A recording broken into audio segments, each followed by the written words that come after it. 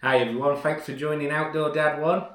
Thought tonight we'd have a little chat about ribs and my understanding of them.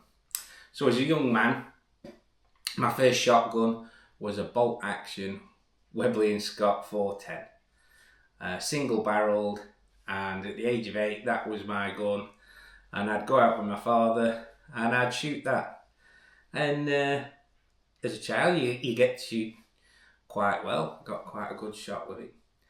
And then I progressed onto a single barreled AYA Cosmos, not dissimilar to this Webley, single barreled Webley. Now, single barrel guns, they're not very popular now, limited use I suppose. When I was a young lad there was lots of ferreting and so on. People needed a cheap shotgun, and single barreled guns were much cheaper than double barrel guns, and they were still very popular. And if you put your purse nets out and a rabbit slipped out, or maybe even a fox, you had your single barreled shotgun as a backup. And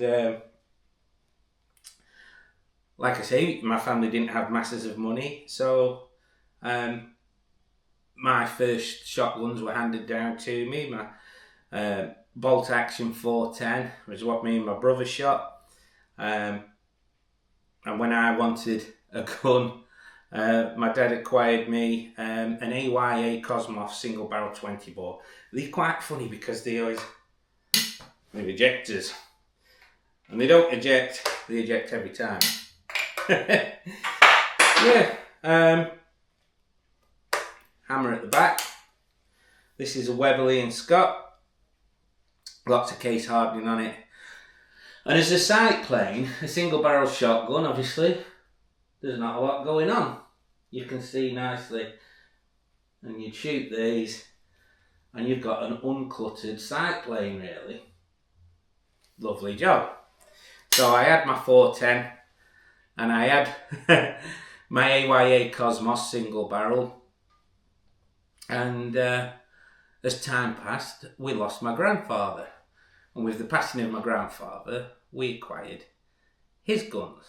So, at the age of 12, I got my first 12 gauge shotgun.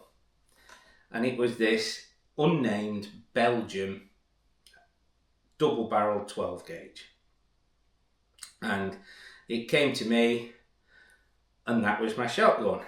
And what I hadn't realised was it's got quite a nice rib on it.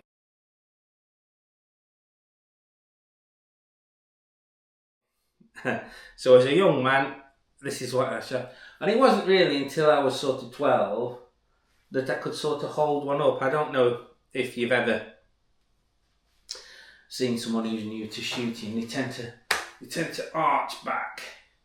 And when you're very young, if you've got a very heavy gun, it seems to be the only way you can hold it up. And it wasn't until I was sort of 12 years old that I could handle the 12. And that's what I got. This very Belgian gun. It's my first 12 gauge. And I started shooting it, and I'd take it out. And I shot it quite well. And I noticed with two barrels, you see a bit less of the target. It's not as clear of a sight plane. Of course, I didn't know any of these terms back then. It was just, yeah, it was just how it was. And I got used to shooting this. And I really liked it. And over the years, I'd take out my father's gun. And my father had an AYA number 3. And I'd take it out. And I'd shoot it. It doesn't look as nice down there as the Belgium.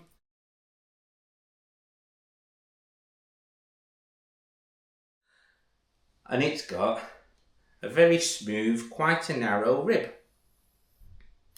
By no means the narrowest and the shallowest. And it's just not quite as nice a sighting plane as my Belgian gun. Much wider rib with some lovely cutting in it. Yeah, takes away some glare. And it's a really nice job. And this is an unnamed Belgian gun. It's got some real signs of quality. It's got a little gold S in the safety catch. It's got the triple bite cross bolt in the top there. And there was obviously somebody else's gun before it was mine. My grandfather's obviously, but someone's before him. And hasn't this lasted well? And I still shoot it now. And I noticed my old Belgium suited me better than the AYA number 3 when I was looking down the barrels. Also, the AYA has not got very much cast on it. And as I was shooting, I was slowly realising that gun fit and basically the sight plane were making a difference to how successful I was on a walk round the hedgerows and out shooting, and even the odd clay. And we're talking hand thrown clays and little Bowman peddler traps and things like that. You know, there weren't many automatic traps then, and the clay shoots at weekend were a lot of hand thrown clays, I suppose, back then. But yes, so that is the Belgium with this lovely, and the machines I think are long gone that did some of these patterns on the ribs, and this is a nice pattern. There is more intricate ones. I'll put a couple of pictures on.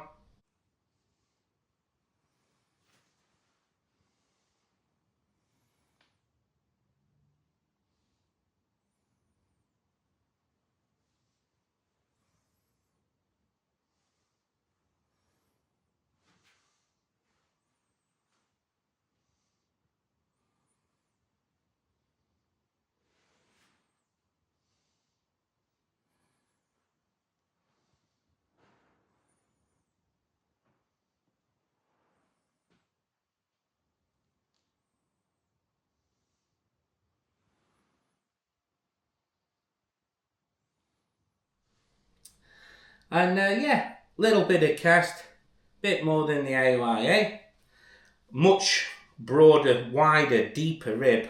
The actual rib is deeper. It gives it a much flatter, cleaner sight plane. And also the rib, it doesn't sink right down at the end of the barrels.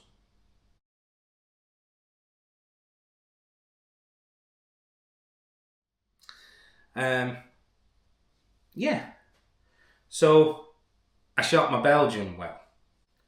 And that brings us on to this lovely Robert Hubner German box lock ejector. Manual safety catch. Lovely rib.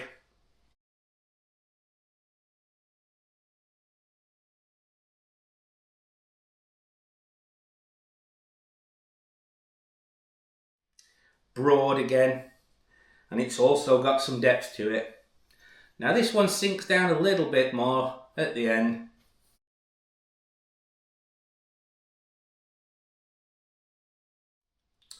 Another nice sight plane, and I'd shoot this one. And it's quite high in the cone. And it's a very different gun to shoot. It's got some nice features, this. We've got an articulated front trigger. We've got another gold S on the safe, and also it's a non-auto safe. And obviously, the best bit, she's an ejector, so there we go. Can't be bad. One of the few box lock ejectors that I own, and we've got these lovely side clips extending into the fences. We've got a hidden third bite. Like I say, a manual safe, so the safe hasn't come back on. 2 3/4 nitro proof, this. Made in about 1944. If you look on the internet, there's There's a lot of, Hail Hitler and all that, nonsense. I suppose of the time, these people trying to carry favour with the Führer.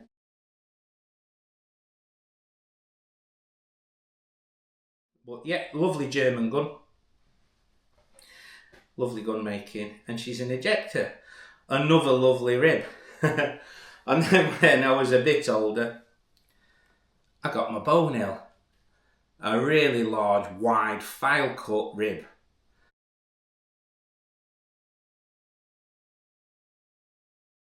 Again, bit of depth in it, so it sits up above the two barrels. Lovely sight picture. And I shoot it very well. It's got a lot more cast than the AYA, a little bit more than the Belgium, and it suits me a bit better. And I love shooting my CG Bonehill. And then I suppose we've got the old Midland. Now, as you can see, hopefully, a very low rib.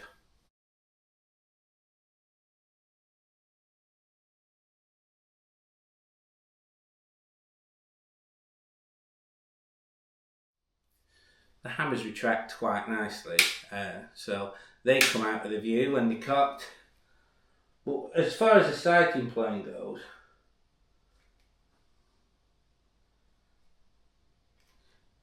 it's not as bad as the Boss, I suppose. But you've got the two barrels. And basically, as a young man, I'm taking these guns out and I'm noticing that I shoot them better, some of them better than others. And as the years progress, I suppose you start thinking, well, I can see a lot more. I can see more of what I'm shooting at. And ultimately, I think that has, I suppose, given me insight growing up, trying all these different guns, and experimenting, getting used to them, is just quite what differences gun fit and the rib on a shotgun can make. Now, unfortunately, my AYA 25, and I also had a Ugarte Chia, and they had the Churchill ribs, which is also quite a nice rib that's not as wide but sits very high and gives you a lovely sight picture.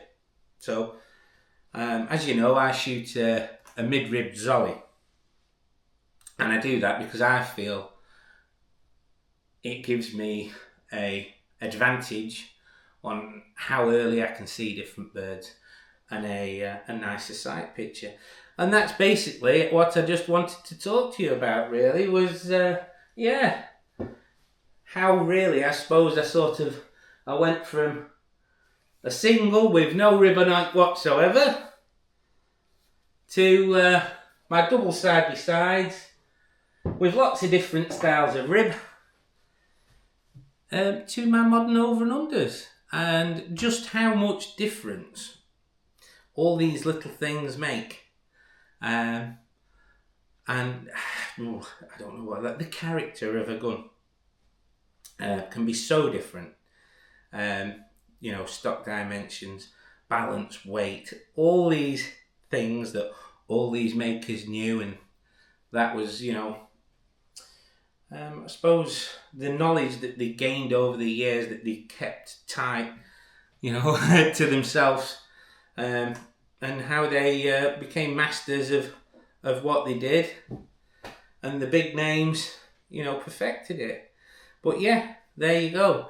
I don't know what it is about sort of like the modern Italian side-by-sides, which seem to be, they go for the very deeply sunken ribs.